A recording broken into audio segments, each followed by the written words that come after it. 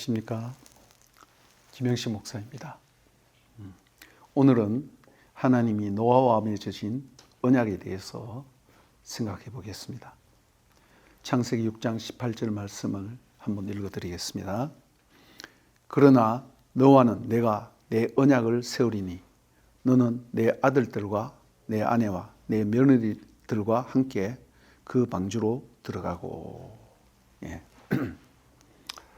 우리가 성경을 읽고 이해할 때 언약, 우리말로는 베리트란 말인데, 이 언약이라는 용어를 잘 이해하지 못하면 성경 말씀을 잘 이해하지 못한다 해도 과언이 아닙니다. 이 중요한 언약, 베리트라는 이 단어가 성경 전체를 통틀어 여기 창세기 6장 18절에 처음 등장합니다. 그렇다면 언약이란 무엇인가? 제가 간략한 핵심만 말씀드리겠습니다. 먼저 언약을 맺는 양 당사자가 있는 거예요. 양 당사자 간의 약속입니다. 약속 혹은 약정, 이렇게 설명할 수 있죠. 즉 서로 당사자가 있어야 되기 때문에 상호성이 있는 거예요. 예. 그래서 언약은 반드시 서로가 약속하는 당사자가 있다. 예. 그 다음은 언약은 그런데 그냥 약속이 아니고 언약은 단순한 약속이 아니라 피로 맺은 언약이라는 것입니다. 그러니까 확실한 약정이라는 것이죠. 피로 맺었다는 이 말은 자기 목숨을 담보로 약속을 한다는 그런 의미입니다. 내가 만약에 이 약속을 지키지 않으면 내 목숨을 끊어도 좋다. 아주 굉장히 중요한 것이죠. 그래서 언약을 맺을 때, 언약 조인식을 할 때, 서약하고 비준을 할 때 말이죠. 조인식인데, 동물을 잡아서 반 쪼개서 양쪽에 놓고 피가 뚝뚝 흐르는 양쪽에 놓고 언약의 양 당사자가 지나갑니다. 그래서 만약에 내가 너든지 내든지 이 언약을 지키지 않으면 이래 동물처럼 갈라 죽이겠다, 그런 뜻이 거기 포함되어 있는 거예요. 그 다음 언약을 맺을 때 인간과 인간이 맺을 수도 있잖아요, 그죠? 예. 하나님과 언약을 맺을 때에는 항상 하나님이 먼저 주도적으로, 하나님이 주권적으로 언약을 맺습니다. 하나님이 아담과 맺을 때도 그렇고, 노아와도 그렇고, 아브라함도 그렇고, 이스라엘 백성과도 그렇고, 항상 하나님이 주도권을 갖고 그렇습니다. 결혼할 때도 그렇죠. 어느 한쪽이 좀 주도권을 잡고 하죠. 옛날에는 남자들이 주로 그런데 요즘은 또 많이 바뀌었더라고요. 예.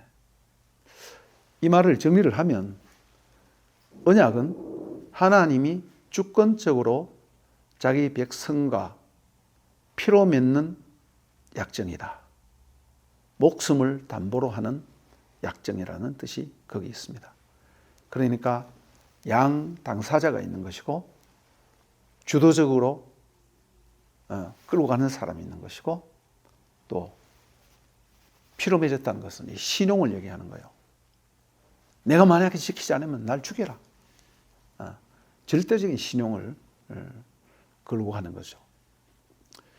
그러므로 비록 개인과 개인이 언약을 맺는데, 예를 들면 결혼도 하나의 언약의 어떤 것으로 볼 수 있는데, 남자와 여자가 각각 한 개인이 만나서 하는 것이잖아요. 그렇지만 거기에 왜 여러 사람을, 하객들을 불러놔 놓고 결혼식을 합니까? 결혼 예식에는 공공성이 있는 거예요. 이제 우리가 결혼합니다. 이제 우리는 공인된 부부입니다. 라는 것을 공포하는 거예요. 그래서 결혼 공포도 있잖아요. 그 다음, 합법성이 있는 거예요. 법적으로 합당해야 되는 거예요. 그래서 혼인신고도 하는 것이죠. 그 다음, 이미 얘기 드렸다시피 신빙성이 거기 꼭 필요합니다. 신용. 그래서 피로 맺은 언약이다. 언약의 종류는 참 다양합니다. 예. 그리고 크게 나누면 평등한 언약이 있고 불평등한 언약이 있어요. 예.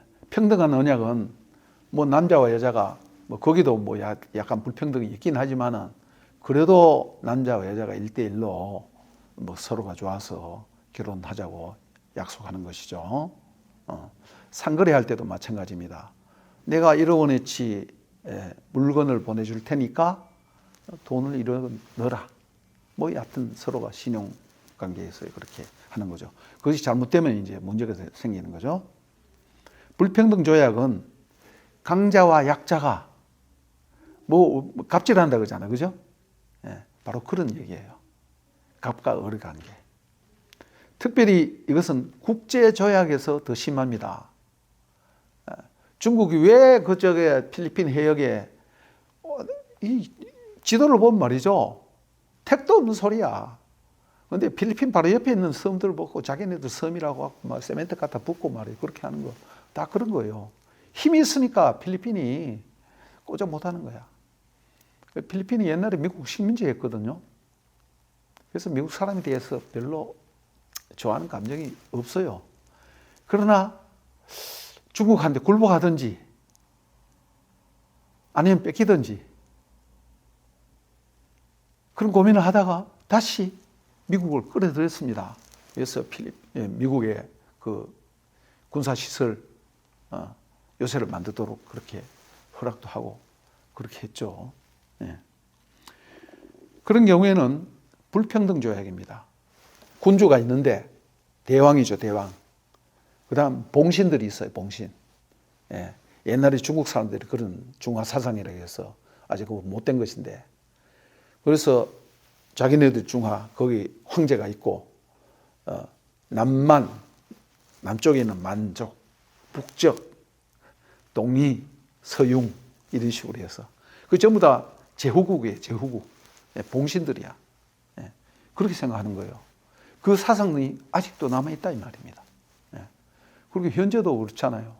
2차 대전에 지고 난 독일이나 일본은 지금 군비를 공식적으로는 그걸 못하죠.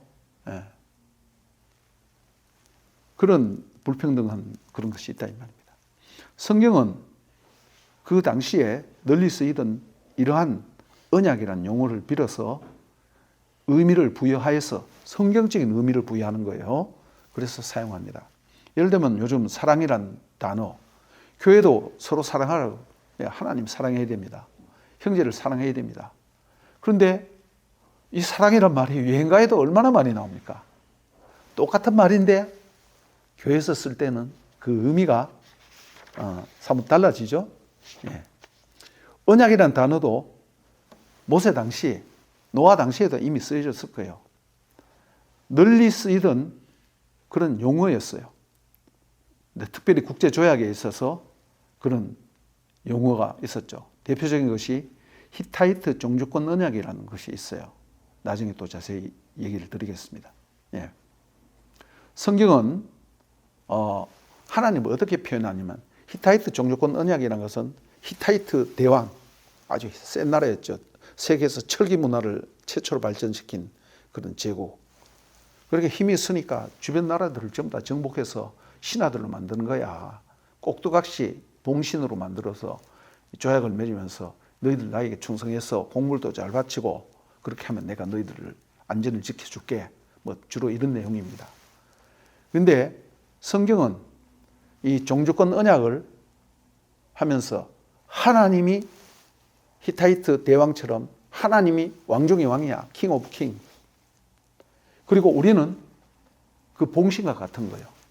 그런데 큰 차이가 하나 있는데 이 세상의 대왕이나 이런 사람들은 완전히 전제군주고 폭군이고 그냥 착취하고 말이죠. 처녀 바쳐라, 쌀 바쳐라, 양털 바쳐라 막 이런 식으로 하고 그렇지만 하나님은 그렇지 않다는 것입니다.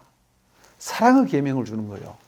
하나님의 성품에 따라서 거룩하고 의롭고 사랑, 이것이 뭡니까? 십계명이에요. 하나님은 우리에게 요구하는 것이에요.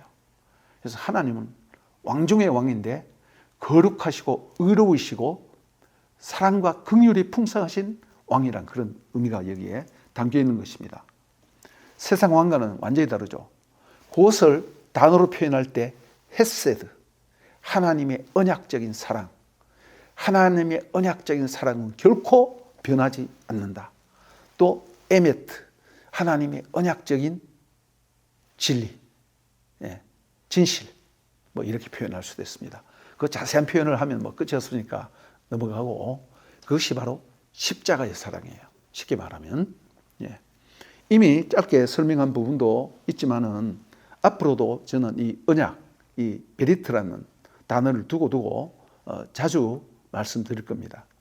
한마디로 하나님은 언약의 하나님이십니다.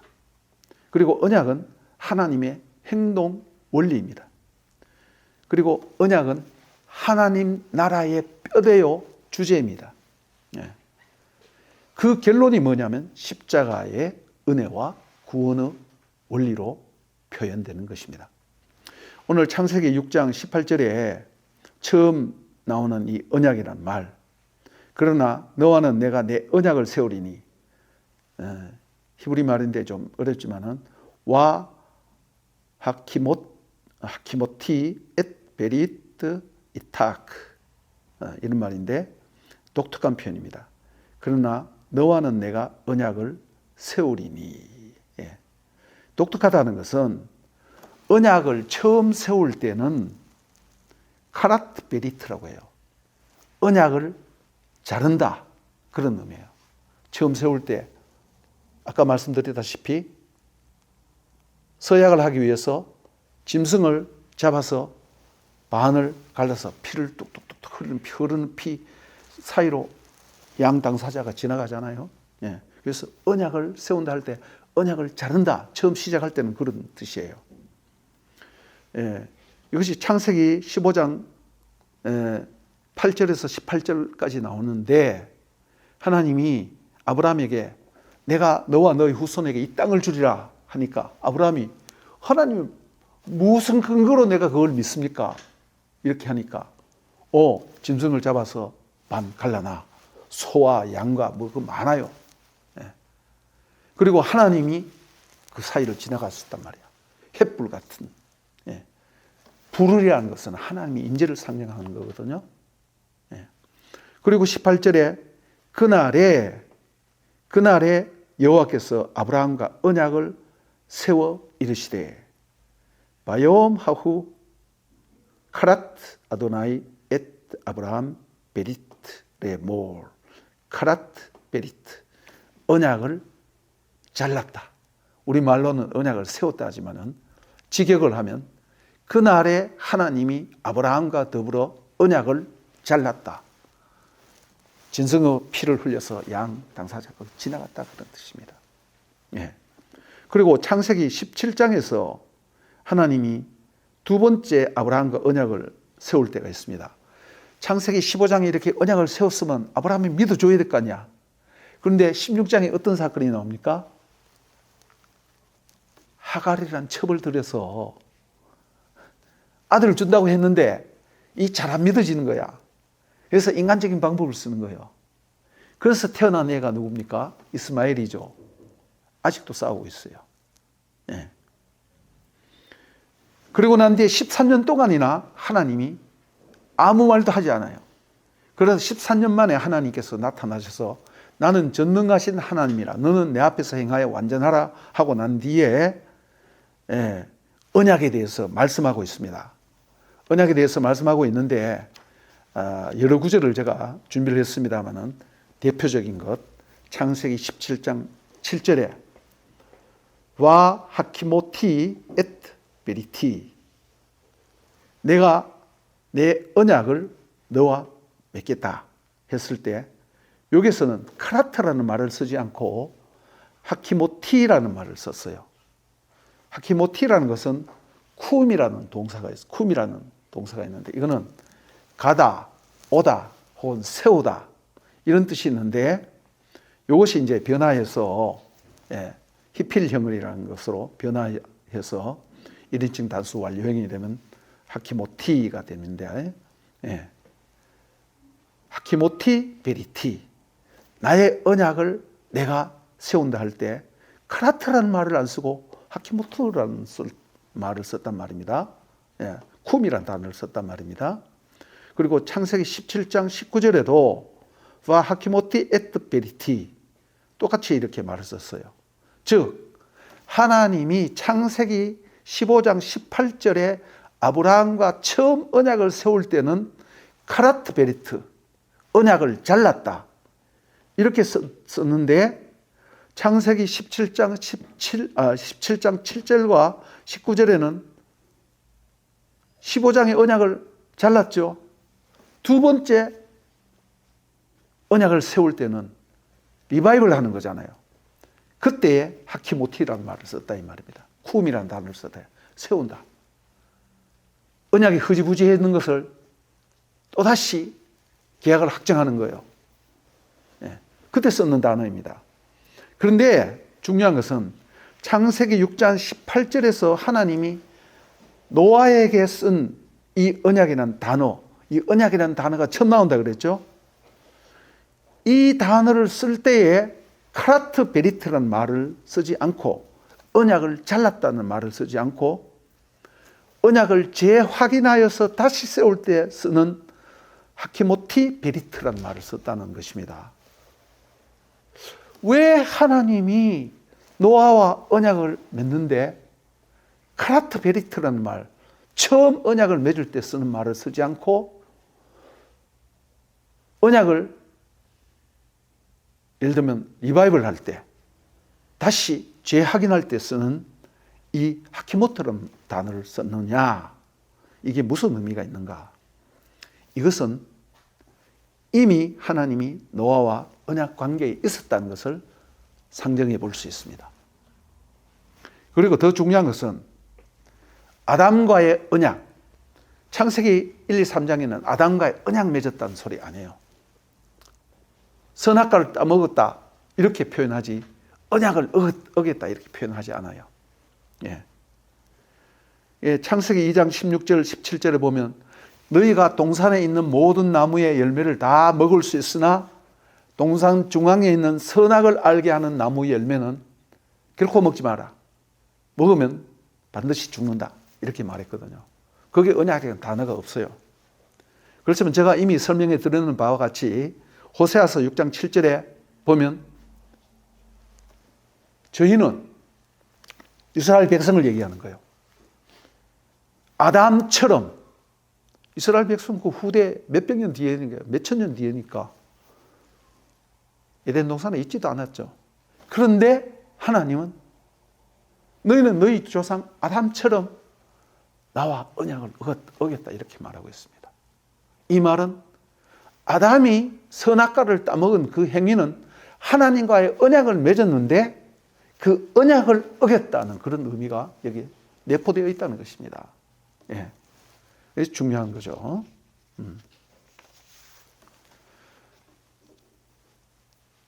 이렇게 해서 하나님이 노아와 언약을 세운다고 할 때에 처음 언약을 맺을 때 카라트 베리트, 언약을 잘랐다는 말을 하지 않고 하키모티 베리티, 이 말을 써서 표현을 했는데 많은 학자들이 말이 많아요. 근데 저는 요약을 하고 제 견해를 얘기를 하자면 이는 하나님의 섭리와 통치가 항상 변하지 않는다는 그런 뜻입니다. 아담 때에 언약을 맺었지만은 노아 때에 다시 언약을 맺는데 그 언약의 원리는 같다는 것입니다. 언제나 변함이 없다는 것입니다. 세상이 바뀌어도, 상황이 바뀌어도 대상이 바뀌죠. 인간은 죄로 말미암아 죽게 되니까. 아담에서 노아로, 노아에서 아브라함으로, 나중에 또 모세가 언약을 맺고, 그렇게 언약을 맺는데 언약의 대상이 바뀌어도 하나님이 그 맺는 언약의 본질 자체는 결코 변하지 않는다. 그 결코 변하지 않는 언약의 핵심 결론이 뭐냐면 바로 십자가입니다. 그리고 예수님의 죽음은 언약의 죽음이에요. 예수님이 최후의 만찬할 때 이 잔을 받아 마시라. 이것은 나의 피 곧 새 언약의 피니라. 이렇게 말씀하시잖아요. 그래서 오늘은 언약에 대해서 잠시 살펴보면서 노아와 언약을 맺는다는 말이 언약이라는 단어가 처음 나오는데 왜 언약을 처음 세울 때 잘랐다는 말을 하지 않고 언약을 두 번째 세울 때, 세 번째 세울 때, 재생할 때 쓰는 하키모토라는 말을 썼느냐라는 것을 통해서 하나님의 언약의 불변성을 제가 말씀드렸습니다. 오늘은 여기까지 말씀드리겠습니다.